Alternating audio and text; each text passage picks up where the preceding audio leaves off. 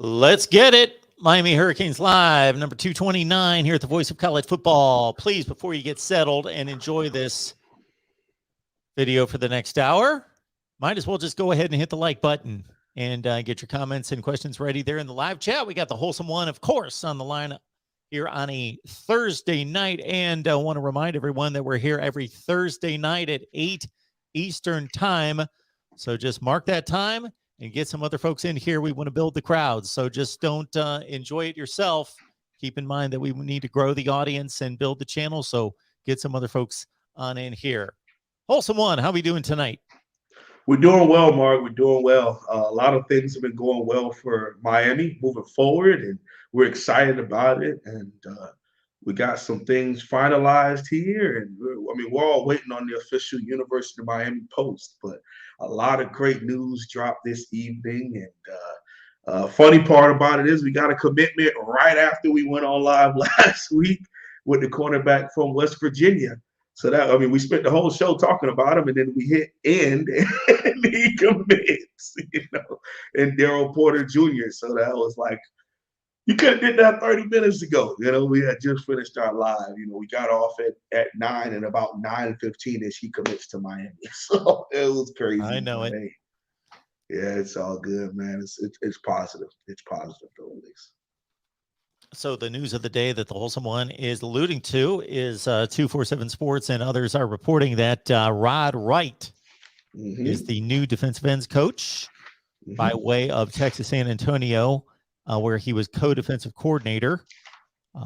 That team posted just out of nowhere a 12-2 season in which they won a bowl game, won the conference championship, and led the league in sacks and set the school record for sacks.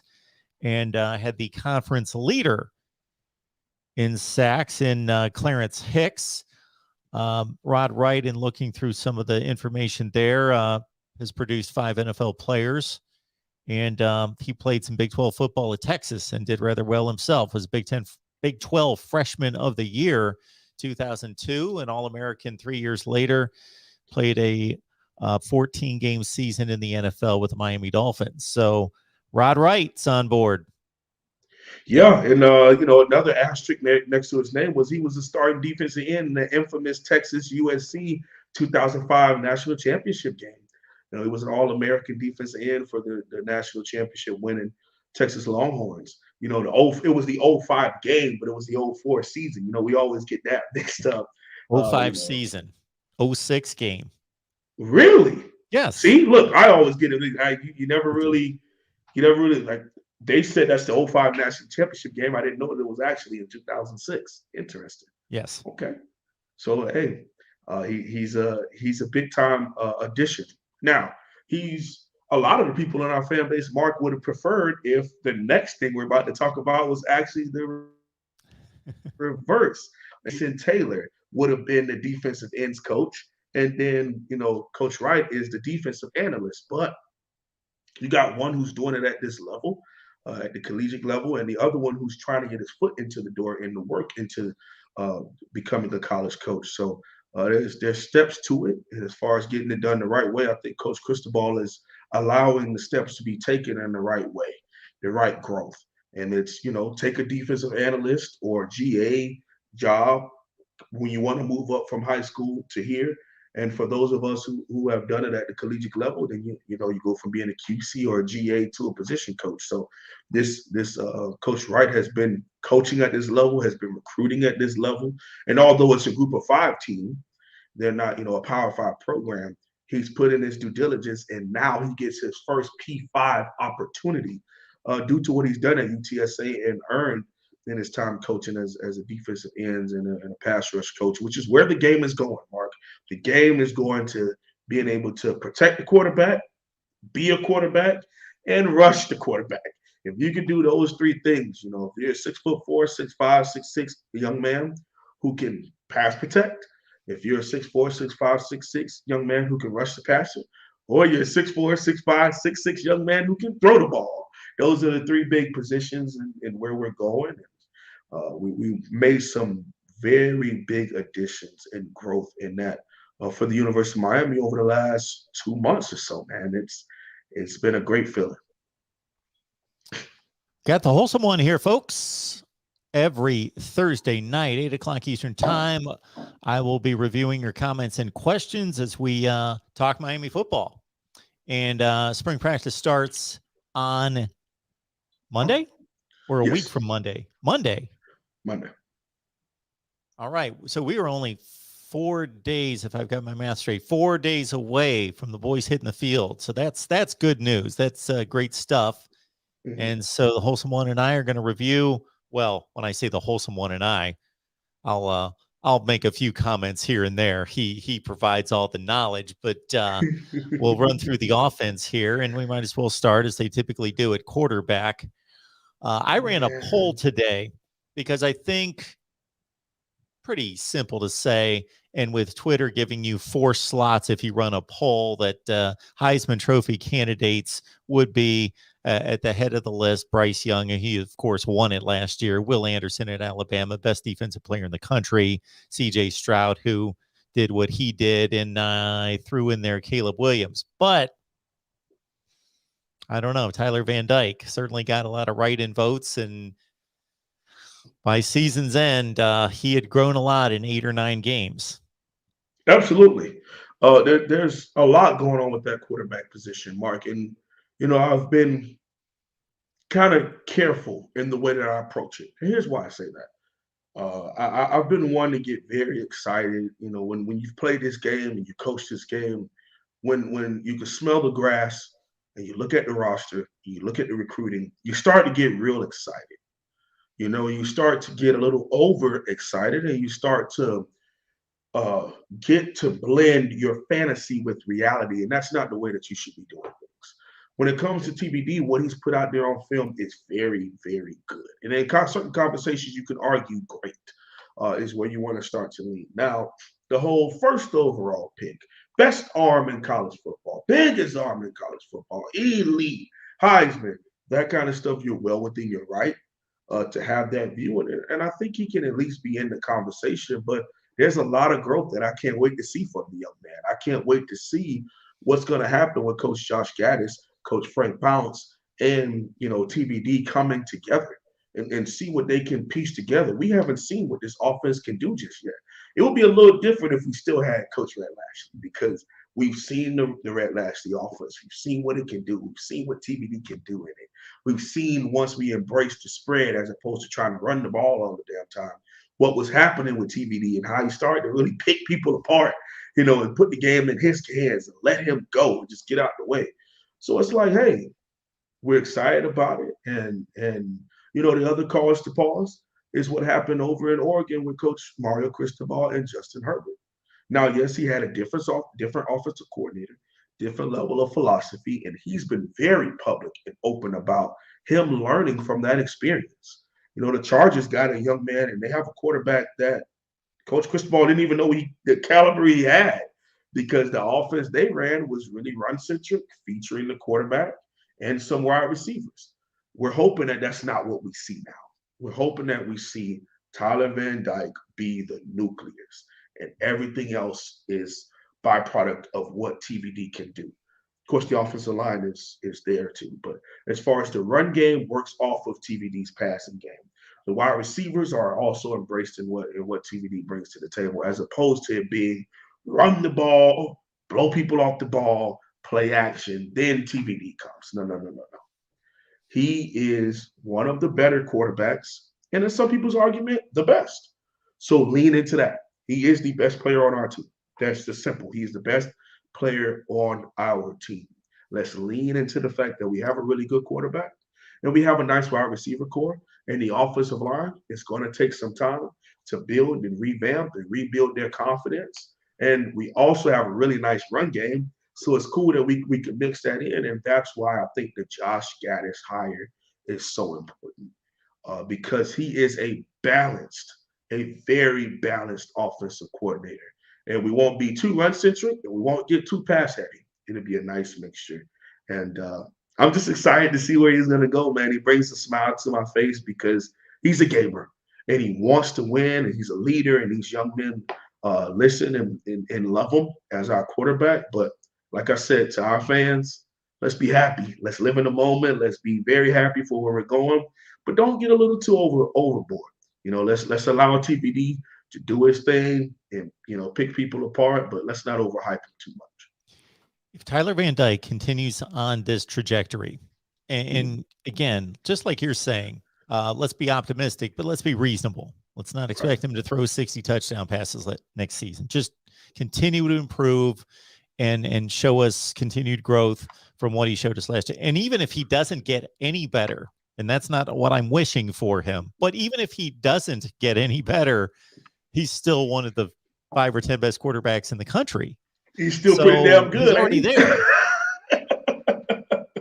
My question to you would be, with all due respect to Ken Dorsey, so if we reverse time and go through the years, Brad Kye is the first quarterback I come to who was a really good first-rate quarterback.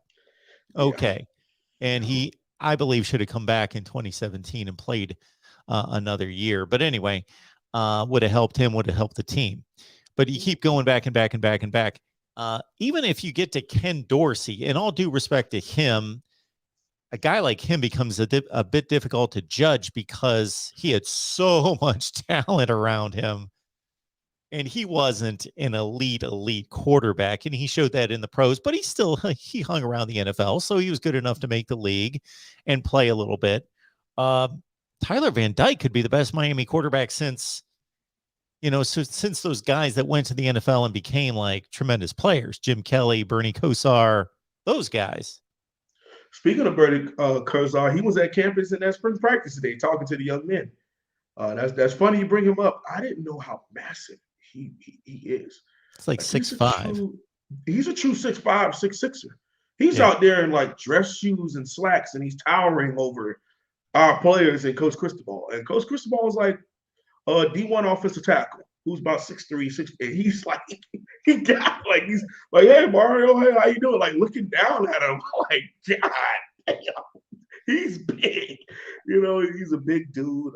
But he was just there talking to the players and just so excited about the reconnection that we're having to our past and having an open door policy, which hasn't been around in decades. Maybe Mark Richt brought it back a little bit, but they were always still kind of standoffish with certain people.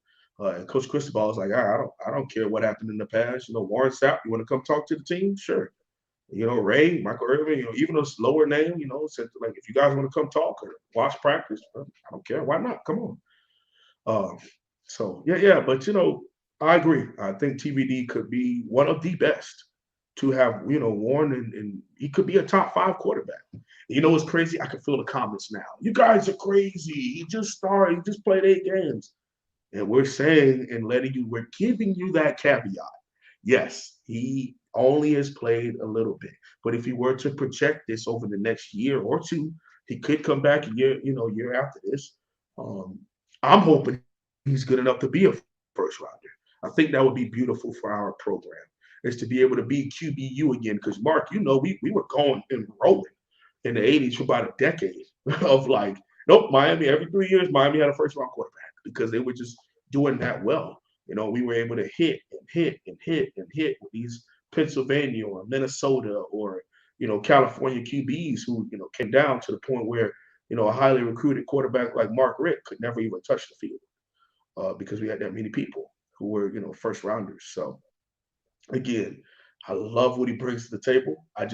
I'm choosing right now in March. Now we get to June, Mark, I might start talking crazy again. We get to August, I might start talking crazy because you get excited and, we'll have a chance to review the spring game film, which is in about a month. And maybe TBD goes out there and tears it up. And I'm on here talking about, we're going to the ship, Mark. We're going to the ship, Who knows? But, as of right now, I'm choosing to try to keep it kosher and not add that pressure to it, because I remember when De'Aaron King came here to the University of Miami, and the Miami football page was calling him the King of Miami, and hashtag King of Miami was a thing. And I'm like, I think he's a really good quarterback, and I'm happy he's coming in. I love his mixture with Coach Rhett Lashley, but let's allow him to go out and play some football first before we just throw all of this the hype on him. And at the end of the day, that's what fans do. But it's our job as media to try to be a little bit more professional about it. So I'm choosing to take that road on that one. Yeah, I took a little abuse on here because I said, in my estimation, De'Ara King wasn't at the top of the line elite quarterback. I thought he was a top 10 to 15 quarterback in the country, which is still extremely good enough to win a lot of games and compete. Absolutely. Before we move You on, were proven right. I mean, you were proven right. He goes to the combine. They tell him, yeah, you got to work out either as a running back or a wide receiver. You pop out as a 5'9", 186-pounder. Again, there's no slight towards that man. I have no disrespect towards him, but even in his time at Miami as a quarterback, I was very open and honest about the fact that I just didn't see it. It started to get to a point where once people figured out our run game and our read option game, and we get to third down, he couldn't always make the consistent throws. Again, like I said, no need to slight him, disrespect him. I'm not here to do that, but I think you were proven right that at his time as a starter, even at Houston or here at Miami, he wasn't like top 5, but he was easily top 10, top 15. No slight, no disrespect. And to me, that's still high praise. Absolutely. Still high praise. Before we continue the conversation, break it down the depth chart with the wholesome one. A couple things here, folks. We usually have about 200, 250 people here in the chat. We are growing a channel here, and we would love to be doing this for years and years and years and years to come. And based on your feedback, I think you want us to be here for years to come. So please bring some folks with you. So just don't enjoy it yourself, but imagine other Miami fans and college football fans would want to be here soaking in the knowledge and enjoying the conversation in the chat. So bring 3 or 4 people with you. Number 2, man, I just checked out last week's show. I was just curious because this amazes me because we get a ton of great feedback and I appreciate it. I think I posted one of the comments to the screen. People just say, the wholesome one's amazing. You guys do a great job. We appreciate this highlight of the week. Last week, over 3,000 views, which we want that to be 6,000, 8,000, 10,000. But at the same time, I'm very appreciative and thankful and show gratitude for the 3,000 views. But like 280 likes. So that's like way under 10% of the people that come in here and give it a like. So please like the video. We should have like 50%. We should actually have more than that like the video. So please like the video. All right. Continuing on the quarterback topic. Jake Garcia was just as highly thought of and rated coming out of high school. What do you think's going through his mind? Because these guys, especially these days, they're thinking toward the future and thinking, I got to be on the field. I got to put tape out there because I want to make money someday. I want to be a pro. And TVD got the opportunity. Jake Garcia did not. Who knows how good he could be? All right. Well, I guess I have to be honest with myself on this one, publicly honest. I've definitely been. I was on record like I didn't think TVD was all that good, Mark. I don't think you're not alone. Coming out of high school and he's in this triple option offense and like he's under center and it's 2020 at the time and I'm like, why the hell is this dude under center? He's from Connecticut. I'm talking all kind of crazy stuff. Mark, he gets out there and he's carving stuff up in the spring game. And I'm like, this is one of those things where I'm really happy to be wrong because, he was number 2 quarterback behind De'Ara King. So I was very happy to be wrong about that. And I think what people don't understand is when you have the responsibility that we do, and we're here all the time and we're speaking weekly for you daily, and for me at least 2 or 3 days a week, I'm on live talking. We don't root for the demise of any of these people. And when they are great, we take pride in being able to say, this young man proved me wrong. He took a different step. I didn't see this coming. And although there are times where you're like, I knew that guy wasn't that good, and he proved he wasn't that good. Hopefully, good luck to him somewhere else. But when it comes to Jake Garcia, to answer your question. 4-star recruit, top 10 quarterback ranking. At one point the year previous, so like the 2019 summer, he was thought of to be the #1 quarterback in class of 2020 when he came here to Paradise Camp. And he had this great connection with Darnell Washington, who went on to be the #1 tight end in the country, went to UGA and things of that nature, is doing okay at UGA. I mean, if he wants to hit the portal and come on down to Dade County, we would take him, especially in the Mario Cristobal coach team. I could see him just blowing ACC coastal DNs off the ball. I would love to watch it. But, I think Jake is bomb diggity. He's damn good, man. I like his swag. I like his energy. I follow him on social media. So he's one of those upbeat guys. And these young men love him. Like, he's from SoCal and he played his senior year at Grayson High School up in Georgia, where Ja'Kai Clark, our starting center, is from. And they went on to win a championship, and he won it there. And a whole bunch of Miami Hurricanes fans live in that area, so they went and supported him at the state championship in Georgia. It was like they had the chains on, and they out there in their jerseys, like, Jay. This was before he committed and signed, because he wasn't committed at any point. He just signed with Miami. And we all thought he was going to come here. We were really hoping, and then it was a big boom when he did. But I think Jake Garcia is that dude. He got a chance to play, and we still hold it against him on that read option where he got hawked by the CCSU defensive back. He got caught at like the 2-yard line, and he also has some times when he's throwing the ball, and he hit a previous young man who's no longer on our team, D. Wiggins, on a post against cover 2 play action. And we did a seam route with the backside tight end and a post right behind it. So the safety had to pick, which one. That field safety went over there. We did a curl route in the middle of the field. So the other safety kind of slammed down, and it was nobody, right? Split cover 2, right down the middle on the post, and he dropped it.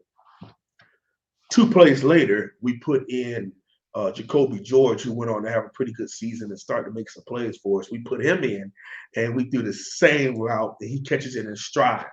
Blur, touchdown. So it was like, all right, so Jake could throw, and he put it on a dime, and he popped up, and he's dancing and stuff. And we're like, that it was cool, because you look at a quarterback market, a lot of people want him to be all serious, and he's a leader, and he'll chew you out. And you look at Jake, and Jake's one of the guys, man. They love him. He's a positive, upbeat young man, and for me, it's nice to see the different perspectives on how to be a quarterback. And then Jake Garcia's perspective is like, man, I want my guys to love me so that they go out there and play hard for me. And no, it's not no way to say that one's right, one's wrong, but I just love the way that Jake plays the game and the way he comes across. I mean, so many people were rumoring that Jake Garcia is going to transfer because we signed Ja'Curry Brown. It's like, no, these young men love competition. And Jake Garcia is a freshman. What would be the point of him transferring out if TBD, according to all, is going to be, first-round quarterback if he continues to have the good season that he has, and he goes out there and plays well, then the battle will be between Ja'Curry Brown and Jake Garcia this time next year to be Miami's quarterback in 2023. So I don't get it, man. But it was just this big thing in the fan base and all the negative energy towards him transferring out. And I don't see it happening, not one bit, because he's still a freshie. He's still young. So, yeah, that's my spiel on Jake Garcia. All right, folks, appreciate you being here. Looking at all the comments and questions in the live chat as we're running down the offensive depth chart. Spring camp's just a few days away. Before we get to the running backs, as somebody had mentioned with Charlie Strong and now with Rod Wright, certainly it looks like Miami's not only wanting to, of course, lock down South Florida, but also go to Texas, and there might be improved recruiting pipelines out of Texas now. I think so. I think Texas is a great state that you want a little bit of help in. Again, like I've spoken about before, Mark, I have been one of the people that's an avid supporter of being a big time South Florida base. But that U is a national brand. Okay. Just like I look at, just to go back to that '06, thanks for the correction, national championship game. I don't know if you noticed this, Mark, but if you look at that whole starting lineup, all of USC starters, because USC and that Trojan is a global brand. Okay, they got starters from Minneapolis, they have starters from New York, they had starters from Georgia, they had starters from SoCal, NorCal, Arizona. They're a brand.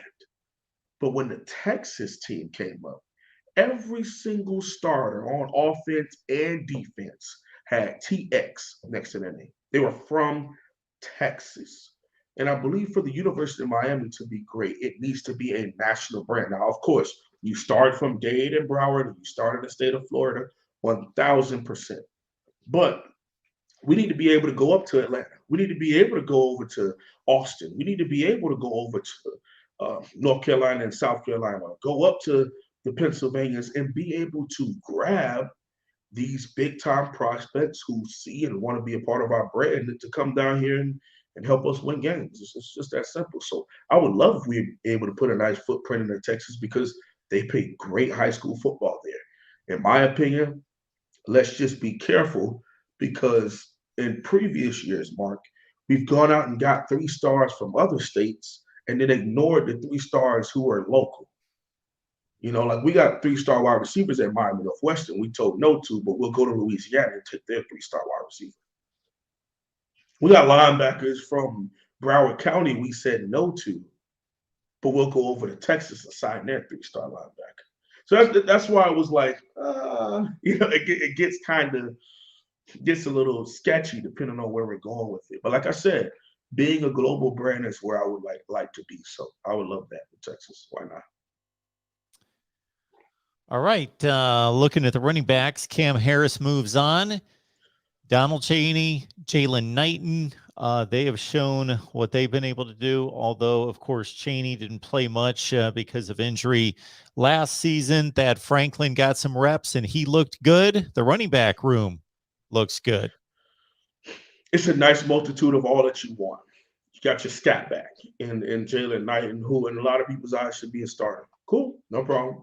You also have Donald Chaney Jr., who is still out right now due to the injury that he sustained week 3 or week 4 of last year's season under the last coaching staff. You also have Cody Brown, the big back, who the big bruiser, got a couple chances to play last year. Thad Franklin, big bruiser back, got some reps last year towards the end and also a little bit in the middle there.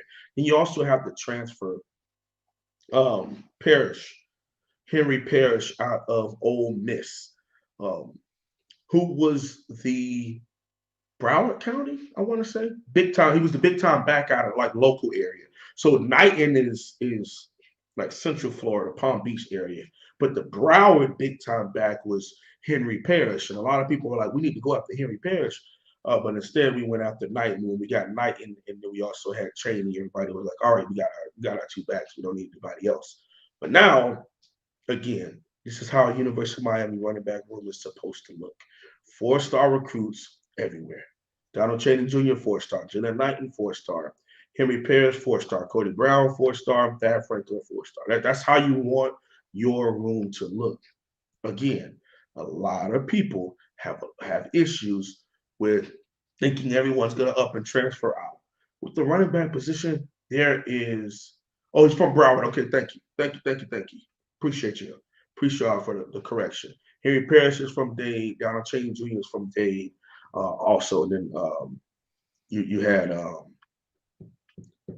you also had Jalen Knighton and Broward. All right. My bad, y'all. You got me. I'm correcting myself. They on my neck, Mark. They take it personal, man. I get you. I'm a Dade County guy. You know, I don't even really rock with Broward, but that's never mind. I'm not gonna get there anyway. I love what we got going on in the running back room. And I like the fact that we have a offensive coordinator that believes in rotation, but not to the point where you're deterring and really messing up the young man. Then you also got our running backs coach loves rotation also. And that's what Mark, for the last year, I've been going on and on about this. It's all situational, man. If we're playing a linebacker core or we're playing a team that either one of these backs would work out better to start, do it.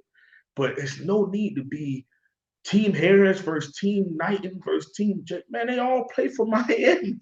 That never made any sense to me, man. And I really didn't like that was going on in the fan base. And, you know, certain people were feeding into the beef between players and their fan bases. It was really weird. But now we got a chance where all these young men get a chance to play, man. And I love it. I love it. I love it. I love it. Situational ball. That's how you play ball in 2022. Talking up the Canes offensive depth chart with spring practice just a few days away with the Wholesome One right here at the Voice of College Football. Keep in mind that we're here every Thursday night, 8 o'clock Eastern time. But once in a while, we got to change up schedules because life happens. So keep in mind, subscribe, hit that bell for the notifications to know when we go live if we've got to switch up days or times. But it's Thursday night, 8 p.m. Eastern time with the Wholesome One. Get on over to his channel, the Wholesome One Holloway, right here on YouTube, and subscribe there as well. All right, get some other people in this chat. We seem to be sitting there at about 200 folks every week, which is great. But if all of you would bring in 2 or 3 people with you, then we can grow the show. Charleston Rambo, Mike Harley take a lot of numbers with them, 79, 57 catches. Those 2 are gone in particular, but the wide receiver core in regards to this next wave, they made some plays down the stretch. Absolutely. You got 3 names in particular. We'll start out with the big one, Keyshawn Smith. I mean, number 5, number 1 in Cam Underwood's heart, number 5 for the Miami Hurricanes. California Cane, West Coast Cane, came from over there, and he's bigger than you think at a legit 6'2". Faster than you definitely think, can move, and he made some plays necessary when we allowed TVD to just play ball, just go out there and play ball. And I like 5. I love what he brings to the table. He plays with the passion of a Miami Hurricane. Like I seen him get hit on a slant against North Carolina. He popped up and was fired up more than the DB who hit him. You know, like it's like, yeah, I like that. I love it. You know, that's the kind of, you know, that's the lineman in me. You know, we embrace contact, but it was the fact that he went out there and played the ball the way that we want our guys to play, and that's fired up, excited to be out there, excited to be a part of a team, and excited to make plays. You know, there's nothing like popping up and throwing up that you in the stadium after scoring a touchdown. You know, you did it in Tallahassee, you done it in North Carolina, you did it plenty of times here at our home stadium, Hard Rock Stadium, and hopefully we get a chance to get more people in there so that he can do it in front of a sellout crowd. You know, but it's nice to see him make the plays that he has. The second person that's big came on really well towards the end of last year with some big plays is Jacoby George, man. He 1-5, number 15. One-handers. He's falling against Duke and jumps over the DB and picks it up and like picks one off his head. I mean, he making plays left and right. Is Jacoby George. I've always been a fan of him, but not a lot of people in the fan base. They didn't think that he was particularly fast. They didn't think he was particularly strong, and that he didn't really stand out much. And I saw something in him in his film, and I really liked the way that he played. And one of the biggest things to me is he attacks the football, Mark. How many times have you seen a wide receiver sit and wait for the ball to try to catch it in stride? That's not how you're supposed to do it all the time. If you go, because DBs are taught to attack the ball at its highest point. So why would you, as a wide receiver, just sit back and try to always catch it over shoulder? No, and that's the beautiful thing that I think Romello Brinson and now Jacoby George does very, very well. And it's they go after the football. They really do. And I love it. I love what he brings to the table. And the third player, slot receiver, big fan favorite locally, is Xavier Restrepo. Number 7, um, plays with that dog tenacity, a very good route runner. One of the only players that showed up in almost every single game that we played, whether it was Alabama all the way through Duke, man. He played hard. He's faster than you think. He'll put you on your back too. He's a great blocker, a great blocker, and he protects that football. And I really, really love what he brings to the table as a slot guy. There's other players like Romello Brinson out of Miami Northwestern who went viral for his one-handed catch that he had against CCSU. When he's falling, it looks like he went out of bounds, and you go to the replay, you're like, whoa, okay. I don't know how he was able to have that body control in the air and catch it next to his thigh and then land in bounds. I mean, it was real nice, and I can't wait to see what he can do with more targets. And the way that he brings in that ball, what he brings as a 6'2", he's that real X receiver that you want. Him and Keyshawn Smith are going to be definitely the outside guys eating up for the University of Miami, man. Then there's some other guys who we're waiting to see what's going to happen with them. You got Dazzlin Worsham, wide receiver out of Alabama, a couple recruiting classes ago, been dealing with some hip injuries and some concussion issues, so he hasn't really played much for Miami. Michael Redding III, a legit 6'2", 200-pounder, looks amazing in as far as physique wise. Hasn't really gotten a chance to play much. He dealt with some neck and some concussion issues post-spring, so he really didn't get a chance to play a lot last year. And last but not least, you have the freshman that we signed, Isaiah Horton, 6'3", 190 pounds, the number 51 wide receiver in the country, signed with the University of Miami. Going to be, again, that kind of X, big fade route, big play dude, put the ball up and let him go attack it kind of wide receiver. Can't wait to see what he brings to the table over his time here at Miami. And even better, I think he will be blessed to be able to get a red shirt. A lot of our guys had a chance to do that, to get acclimated, to get used to the eating regimen and things of that nature. It's going to be great for him. And last but not least, former 4-star, borderline 5-star recruit Frank Latson out of Miami, but he went to Clemson, transferred to the University of Miami, a 6'3", 205-pound senior. Had his time at Clemson, made some plays there, made some plays when Miami has played Clemson in the time against us, but I love him. I love what he brings to the table. He's not some blazer. I think he's more of a total package. I don't know if he will have the kind of impact that a KJ Osborne has had, and as a with some Charleston Rambo, these transfer wide receivers that have come in and just changed life for Miami. But either way, he's going to come in and make plays when that ball is in the air. And I think our wide receiver core is one of the best, especially the ACC. Country-wise, we'll see. But as far as the total package and all that they bring to the table and what each young man individually brings, I think Miami has one of the best wide receiver cores in the ACC. There's a number of ways you can help us build the channel and continue this show. One would be just to take about a half a second and click the like button. Also, the super chat's available to you. And, of course, get some other people in here into the chat. Share the link out on social media. Let people know that we're here talking Miami every Thursday night with the Wholesome One. Folks are excited about Jaleel Skinner, one of the top tight ends in the nation, signing with the Canes.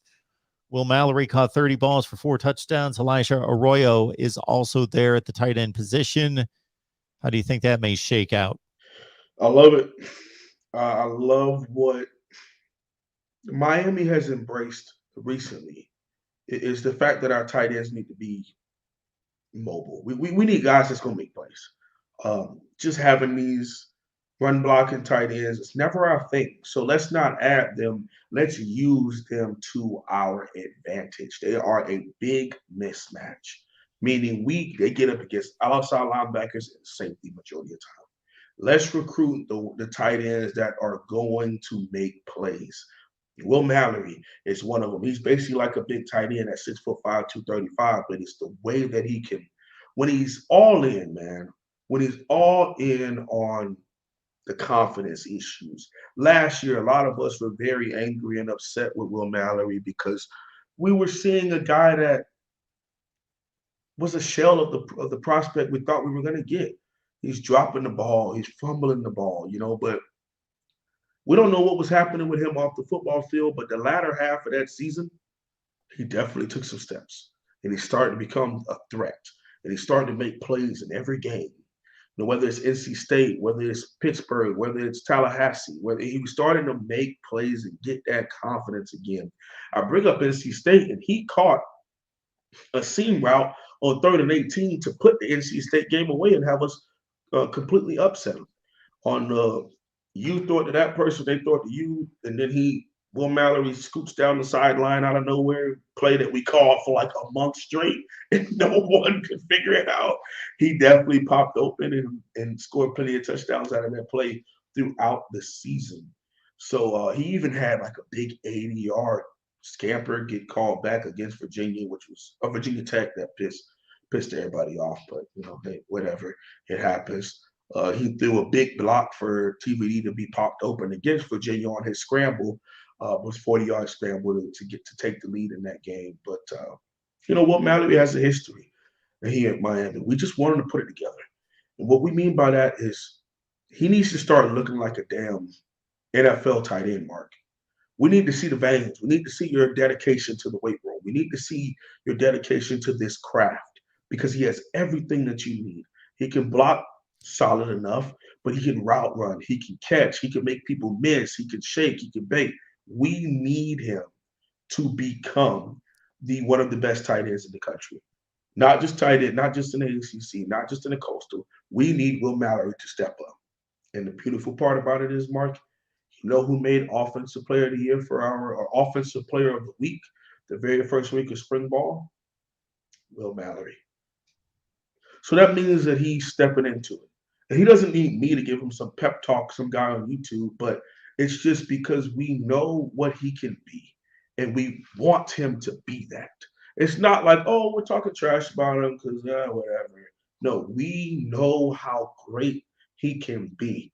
He's good enough to be the damn 20th overall pick or the 40th overall pick to the Minnesota Vikings. He's good enough to be that kind of prospect. He has everything necessary, but the buy-in and the love for and the work ethic, that's what we're waiting to see pop out.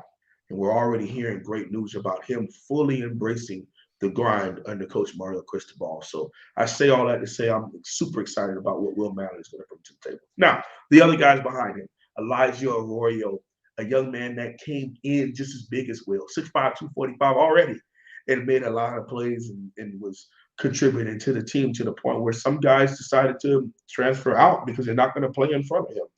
And I completely understand that. Elijah Arroyo made some flashes.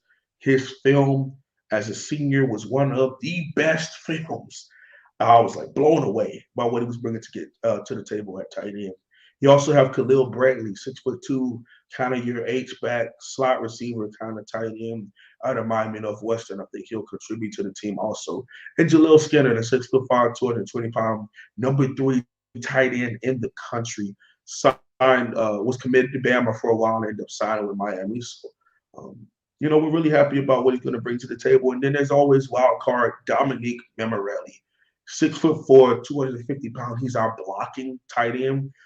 But I think he can also catch some people off guard when catching the ball out of the backfield every now and again and running some people over. So tight end it's on its way back, Mark. Got the wholesome one here to talk up the Canes. We've got a Discord where you can talk Miami football as well. Just go to Patreon, search MarkRogersTV, sign up there. I get you the link. You can talk college football all you want. I dive in there every day myself to talk to everybody. So Patreon, MarkRogersTV, will get you the link. Sign up on Patreon.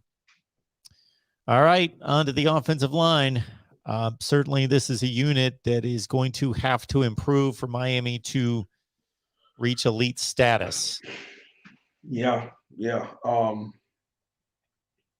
Simply put, Mark, Miami will not be back by any means, cannot and will not win an ACC championship if these 5 starters and if this group does not take a step. All that hype, all the talk, it goes right out the window. We can't block people. It's just that simple. We have a quarterback who's thought of as one of the better quarterbacks. He can easily become someone who is not that damn good if we do not figure out stuff on the offensive line. Which is why I've always thought Coach Mario Cristobal was the perfect hire for Miami. Now, I've talked about this for 3 years now. Now it's a thing. It's here now. But offensive line has always been a recent problem for us.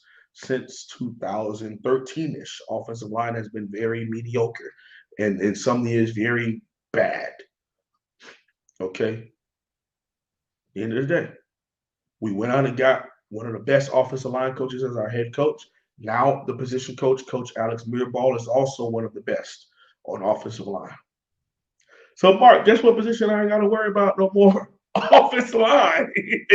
It's going to be fixed. At the end of the day, you got 2 of the best coaches that are going to be taking this head on, and they're going to take it personal. Alex Mirabal at 5'6" was a Columbus Letterman player at center. So that should tell you how much of a grit and determined person he was to be a starter in high school at 5'6". Although it was at center, he put in some effort. And we all know what Coach Mario Cristobal was, a national championship, 2-time national championship winning right tackle. So they are going to take it that personally. Now, let's get into the people who are there. At left tackle, a fringe first-round conversation player. And, Mark, it depends on who you're talking to. Some people don't think Zion is anywhere near. Some people think he's a top 10 lock. Now, I've studied the NFL draft for years. It was the first thing I fell in love with before I fell in love with college football, was evaluating these people who are coming out of college and projecting them to the National Football League. Okay, and offensive tackle is similar to quarterback and similar to edge rusher and also similar to corner. In what way, you may ask? They get shoved real high up the draft board once people start picking them. So you may think that Zion Nelson is a number 3 or 4 offensive tackle in your mind. Guess what? He'll still be a first rounder. Because once they start coming off the board, that position is so important that people will reach down to maybe like the 4th or 5th offensive tackle and still have them make it into the first round because offensive tackle is that important. Right or left. Most importantly, left. But they need tackles, and tackles don't grow on trees. So they need them. Okay. And, Zion as a 6'4", 6'5", 320-pounder has had a lot of growth. I'm not going to throw a lot of pressure on the young man. I think he's pretty solid. A guy like Jermaine Johnson, that name mean anything to you, Mark? He's the reason why we lost to Tallahassee. He destroyed our right tackle. Jared Williams, who's 28, still playing college ball, and, ate his lunch. He went over to Zion Nelson's side. It blanked him. So then he went back over there to right tackle and started, making plays all over again. But that should show you.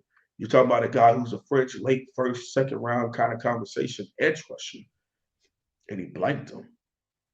Now, there were times where Zion was a little overwhelmed, and that's all right. It happens. But I think he's good, man. And I think under Coach Cristobal and Coach Mirabal, he's going to take another step. So we really have to worry about him. Backing him up, you have Isaiah Walker, a young man who was really highly sought after, originally signed with the University of Florida, 6'4", 280.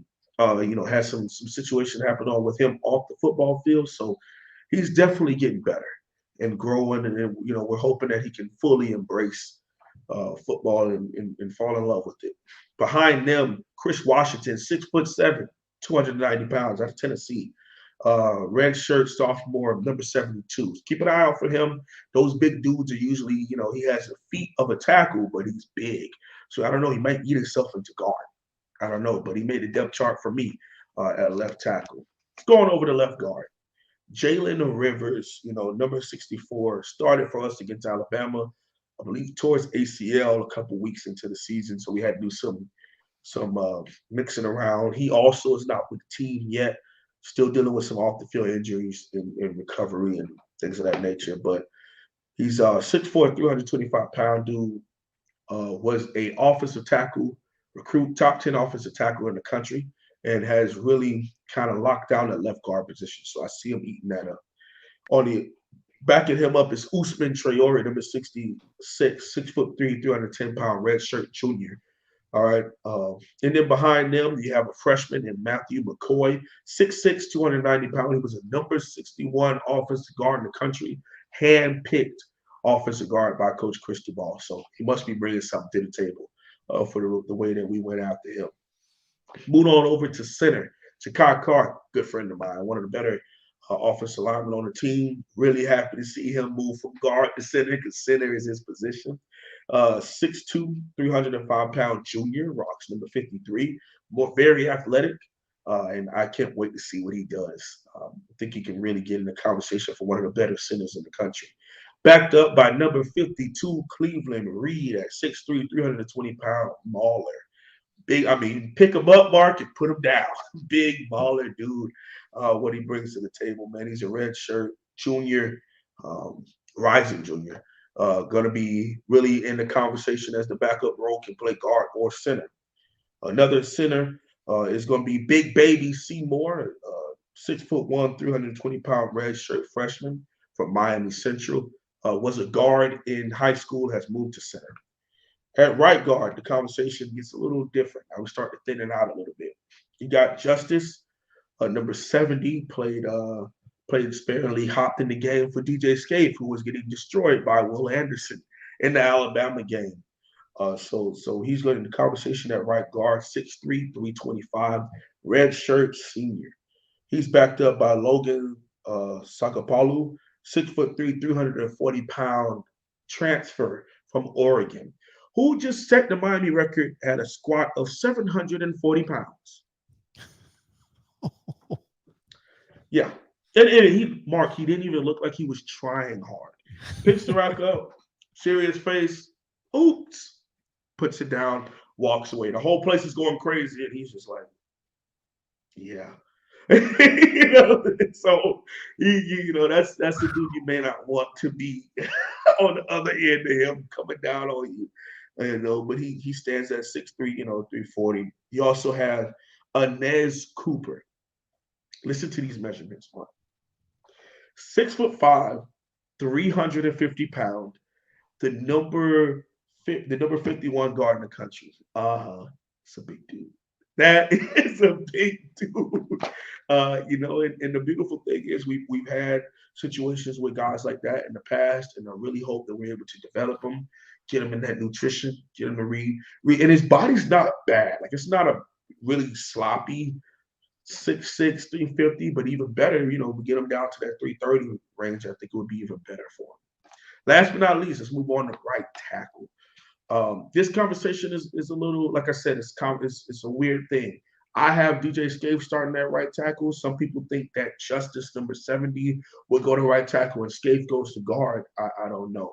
I've always been very eerie of Scaife because at 6'3", 306 pounds, where do I really play you?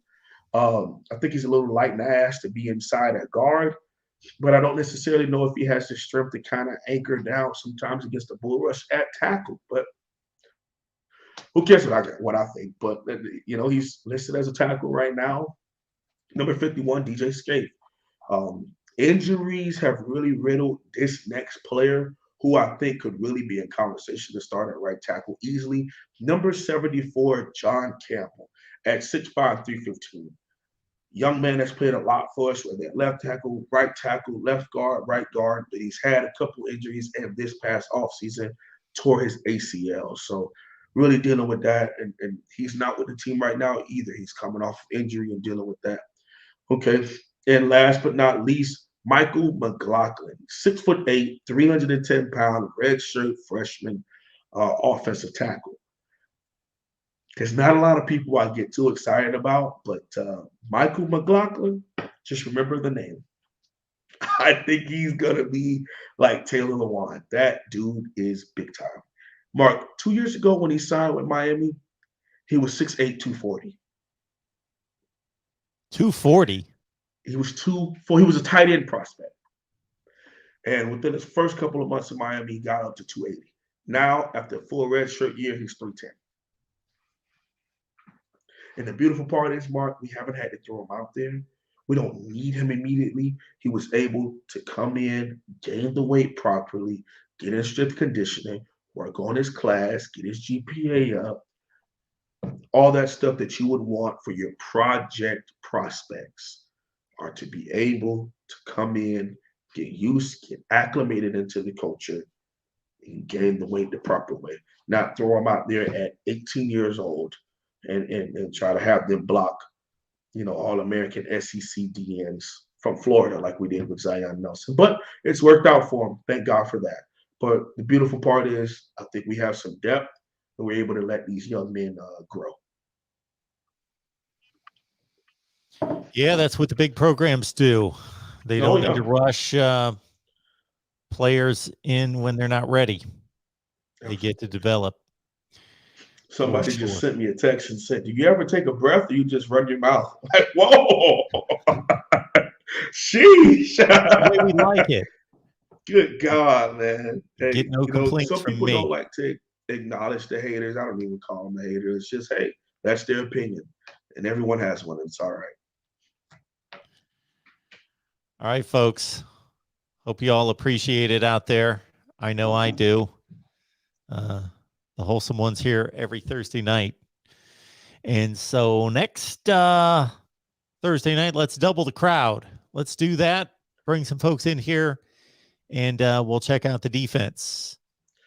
And we'll check out the defense, and then we'll be able to have our first 2 practices because it'll be every other Monday and Wednesday. We'll be able to have on Thursday. We'll be able to break it down and give you all the conversations from us. Again, Mark, I love it. Tim Pringle, what's up? USC fan, always showing love and support for me on my personal and also here on MarkRogersTV, man. Again, I say this every week. Thank you, Mark, for the opportunity to have a weekly slot with you. There's only a select few of us that do, and it's a true blessing to be able to have this platform and to be on the voice of college football's platform. And it's a true blessing, man, Mark. And I truly thank you for it. And I love you. I appreciate you. And you always give me a chance. You kind of step out the way. You give me a subject. You step out the way and just let me go on. And I really appreciate that, man. Thank you. The pleasure and the honor is mine. And again, you have all my respect. And I hope you know that. Love and respect for your insight into football, your knowledge, but beyond that, the person that you are. So we appreciate you, and you are a first class individual. All right, Wholesome One. Thank you. Thank you so much. Have a blessed rest of your week and on into next week. And I look forward to seeing you back next Thursday.